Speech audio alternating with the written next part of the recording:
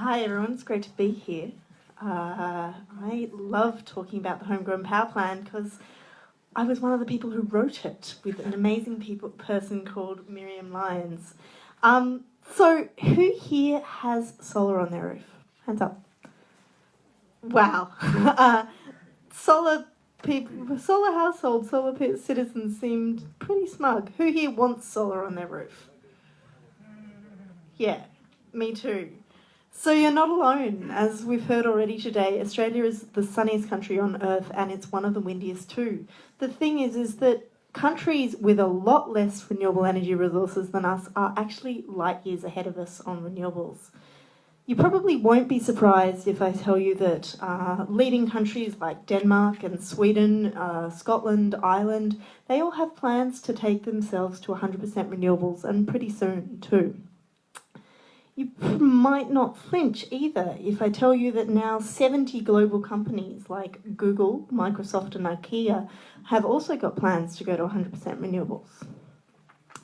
But how about this? In the last month, more than 47 developing countries have also committed to going to 100% renewables ASAP. They include Ethiopia, Philippines, Bangladesh, East Timor, PNG, and the list goes on. So the question is, if the world's richest countries and the poorest countries and some of our leading businesses can go to 100% renewables, why can't we? So Australia has a target of 23.5% renewables by 2020. Does anyone know what our federal post-2020 renewables target is? That's right, we don't have one. So the federal government doesn't have a plan. There is no national plan for an orderly transition to 100% renewable electricity in Australia. No plan.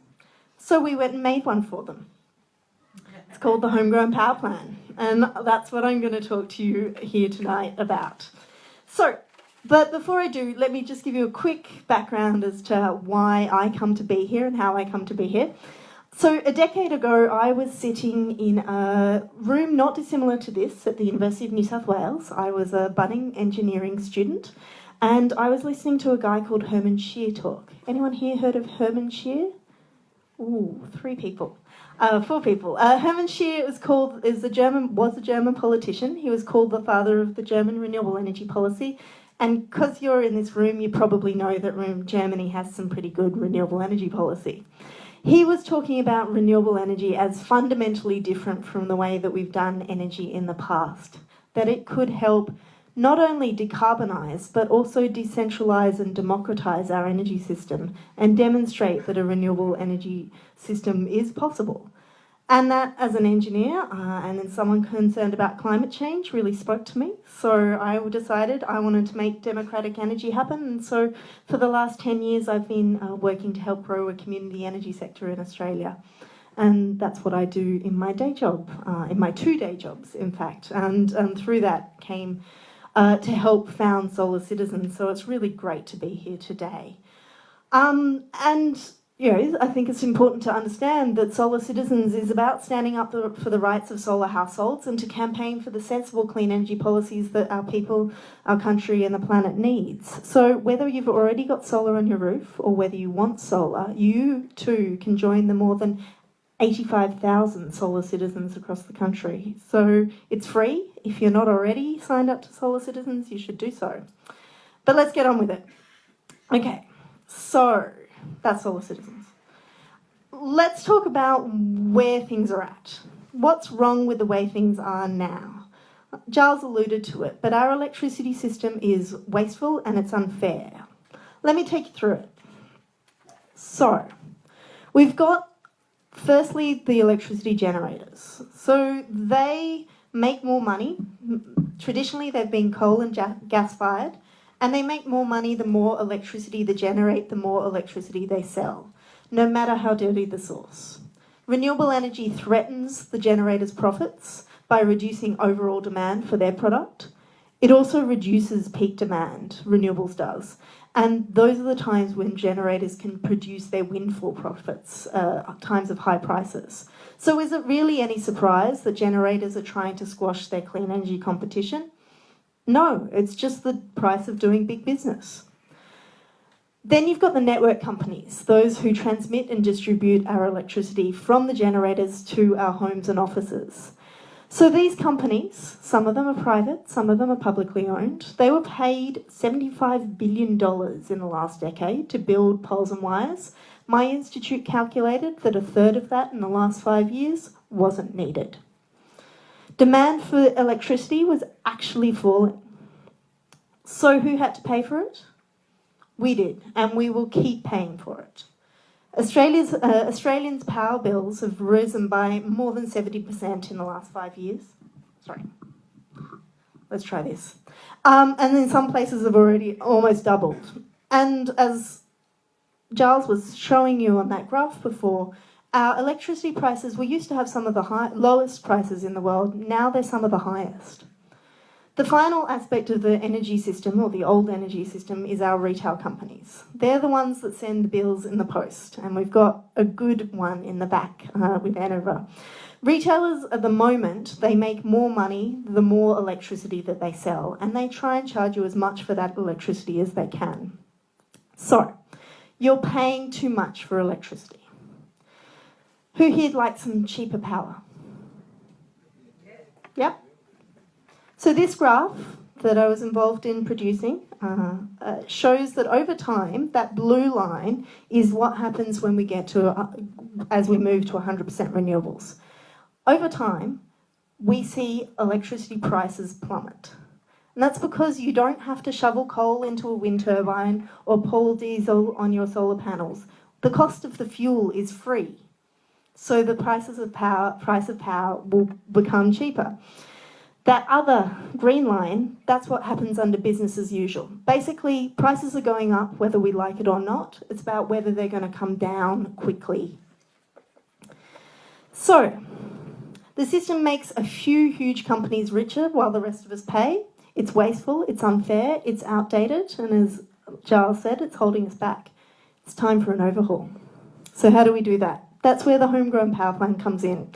It's a policy roadmap for how we can reboot our failing electricity system, repower the country with renewable energy, and remove the roadblocks. Experts, including my own institute, the Australian Energy Market Operator, the government's own modelling, and numerous other universities around the country and Beyond Zero Emission have all concluded that going to 100% renewables is both technically feasible and economically beneficial. So 100% renewables for Australia is absolutely 100% doable. The only thing that's missing is the political will to back the policies needed to make this orderly and planned transition. So that's why Solar Citizens and Get Up commissioned the Homegrown Power Plan to get Australia to 100% renewable power by 2030 using a range of different technologies: solar, wind, wave, geothermal, concentrating solar thermal, energy efficiency, battery storage, and the list goes on. And the plan also shows how we make this system fairer for everyone. So, first things first. This plan is in 3 parts. The first part is we need to reboot the system. If we want to get serious about this transition to renewable energy, we need to change the one sentence that dictates every decision that gets made in the electricity market, and that's the National Electricity Objective. Right now, the objective says nothing about renewable energy, energy efficiency, the environment, and that means that our land, our water, and our air are getting more polluted while our bills are spiralling out of control. The rule needs to be rewritten, and it needs to be rewritten urgently so that it can deliver an affordable, efficient, reliable, safe and fair electricity system that is powered by 100% renewable energy. So that's first. This is second. Our sunburnt country gets enough sun to power the nation 500 times over. And Australians have clocked on to this excellent fact. There are many solar citizens in this room, and you're part of more than 1.5 million households that now have solar on their roofs. That's 18% of Australian homes. Meet Derek. Derek is a member of Solar Citizens. He produces more energy on his roof than he needs during the day, and so that means he exports electricity to the grid that his neighbours then use. Makes sense. The thing is, the power companies only pay Derek and solar owners like him an average of 6 cents a kilowatt hour, or sometimes for some retailers as low as 0. That's right, zilch. Power companies then sell it back to his neighbours across the road at an average of 29 cents a kilowatt hour. That's 4 times the price, more than. Anyone think that's fair? No. To ensure the solar revolution keeps growing, we need to pay solar households a fair price for the solar and recognise the benefits that solar power produces for the environment, for our communities, and even to the grid. This will make solar more competitive and help provide cheaper electricity for all consumers. If you want to know more about that, ask me how afterwards. So who here would support that idea? Yeah. Okay. So the next thing is that not everybody can go solar. Anyone here rent or live in an apartment? It's pretty difficult. So that's why we need secure, affordable power and a fair go for everyone, no matter whether you've got rooftop solar or not. Imagine an iPhone app, if you will, that allows you to buy electricity from your neighbour, or to get solar from an installation on the local school, or from your electricity from your friend's wind farm at the edge of town. Think eBay, but for local energy. Or as Adam Marshall, our National Party MP and Parliamentary Secretary for Renewable Energy in New South Wales, said at this event in Armidale last week, think peer-to-peer energy. It's a priority for him.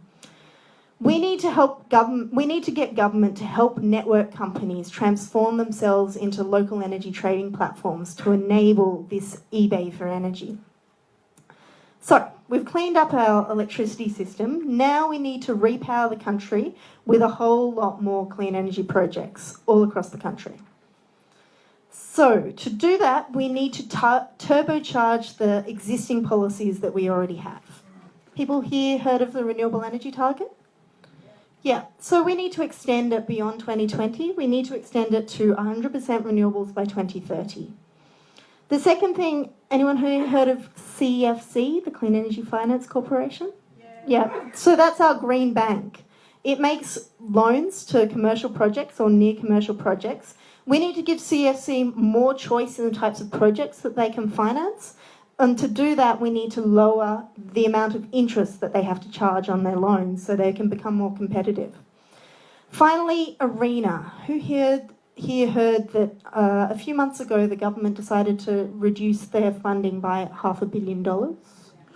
We need to do the opposite. We need to be funding more of what ARENA does, which is fund the most innovative renewable energy projects and research, and support those technologies and new mechanisms to become commercial. Because the thing is, for every dollar that ARENA puts into projects, they leverage more than $10 in private funding. So, that's turbocharging the existing policies. The next policy we need is clean energy auctions. Who here has heard someone say, oh, renewable energy is good, but it can't produce power all the time. What happens when the sun doesn't shine and the wind doesn't blow? Yeah? Me too. But there are heaps of different types of power stations that can produce, renewable power stations that can produce electricity day and night. My favourite, concentrating solar thermal. It uses mirrors and the sun rays to generate heat that then can be stored in something like molten salt and then can be used to generate electricity overnight through a steam turbine. It's pretty straightforward technology. We're going to need these concentrating solar thermal plants as well as large-scale battery storage and other technologies like sustainable bioenergy, of which there's lots of potential in the Northern Rivers, if we're going to get to a stable, reliable, affordable, 100% renewable energy system. The current renewable energy target is an excellent way to deliver low-cost wind and solar.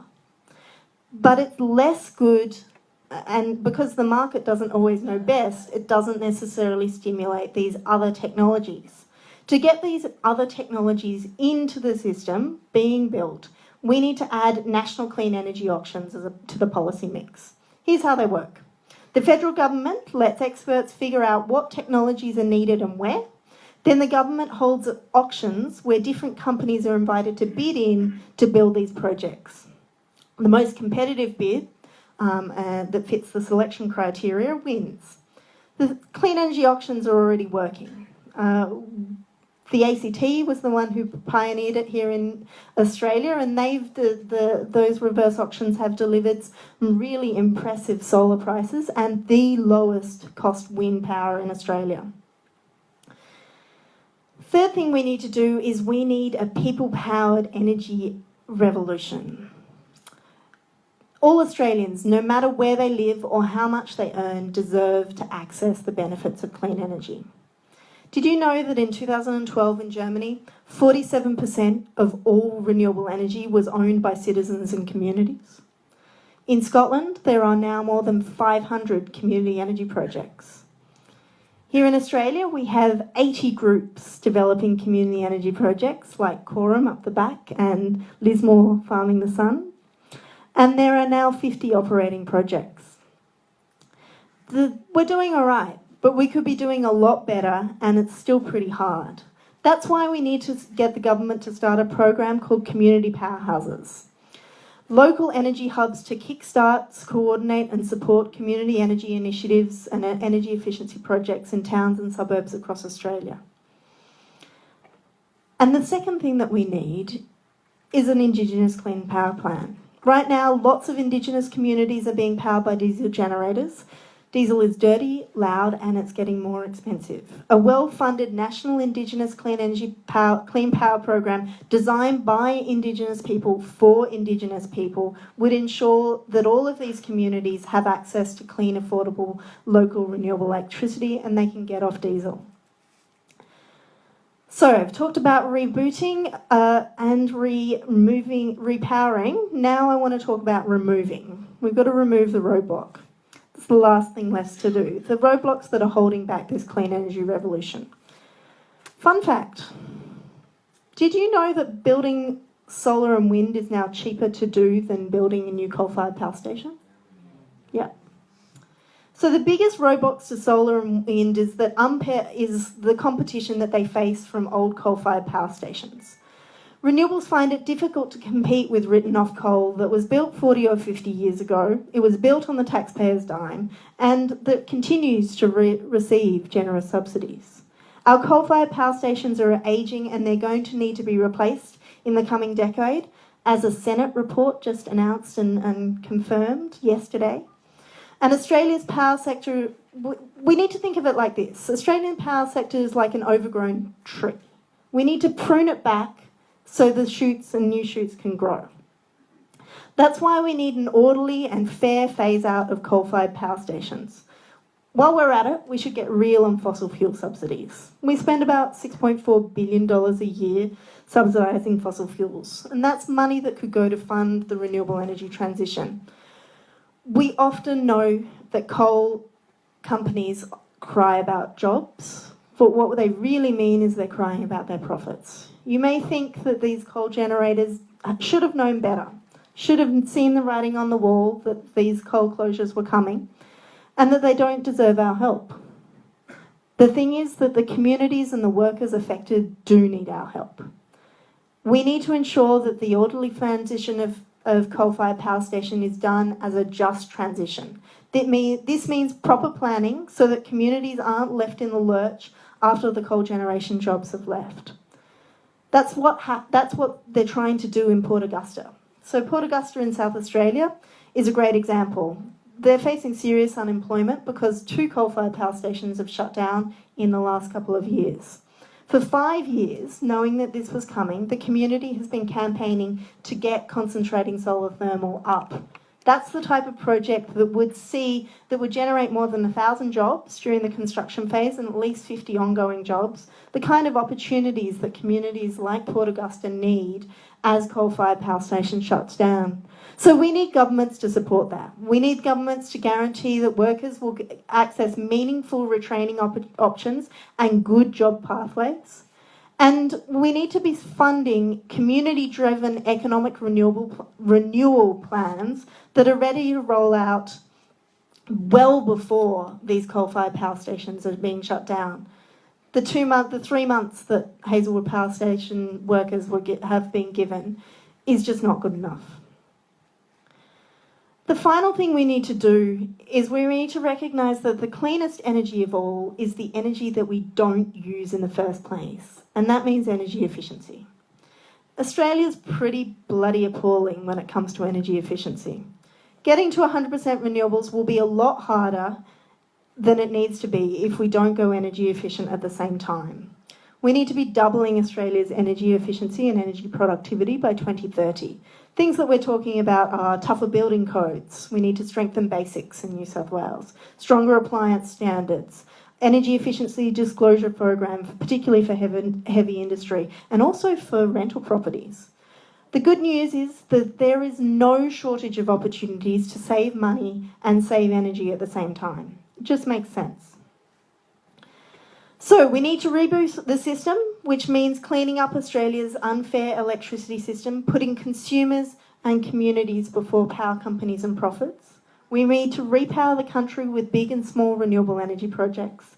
And we need to remove the roadblocks, which means an orderly and just phase out of coal and more energy efficiency.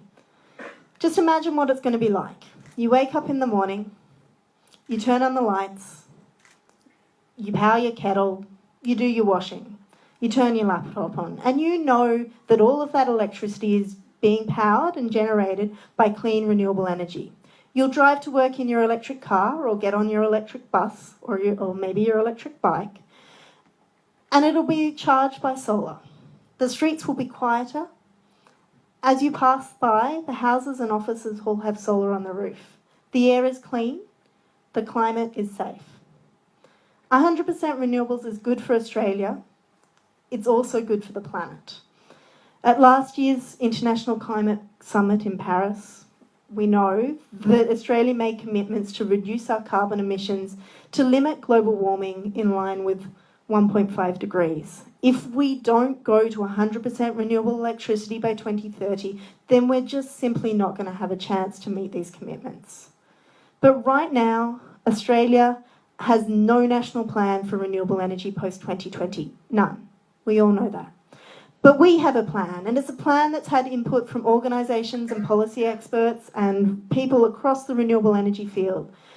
We're here communicating just a few of the best bits of the Homegrown Power Plan to try and build the groundswell of community support that can make these policies and this energy transition happen.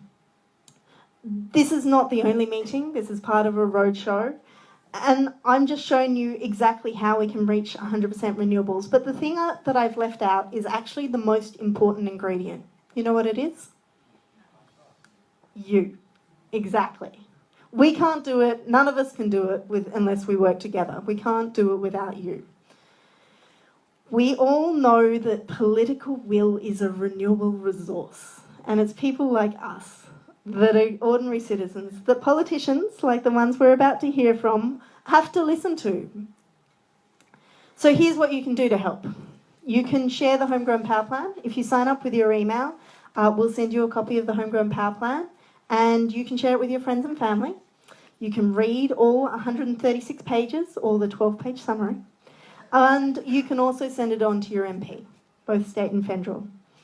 Want to go a step further? We're going to be training people in this talk, so please sign up to become a 100% Renewables Ambassador. We're going to be holding a number of trainings early next year, and you can register your interest back at the registration desk right behind. Finally, you can donate. Solar Citizens is an amazing organisation. It's completely independent, not-for-profit, and your campaigns, your funding and donations will go to help make campaigns and initiatives like this to grow solar in Australia. So help us help solar and renewables. I want to say thank you. I'm finishing up here. Thank you for listening to me talk about this Homegrown Power Plan. It's my baby. You can see the full plan on the website. If you haven't grabbed a copy of the summary, you should do. Let's make 100% renewable power happen by 2030. I'm sure with people as passionate as people in this room, we can make this happen. Thanks.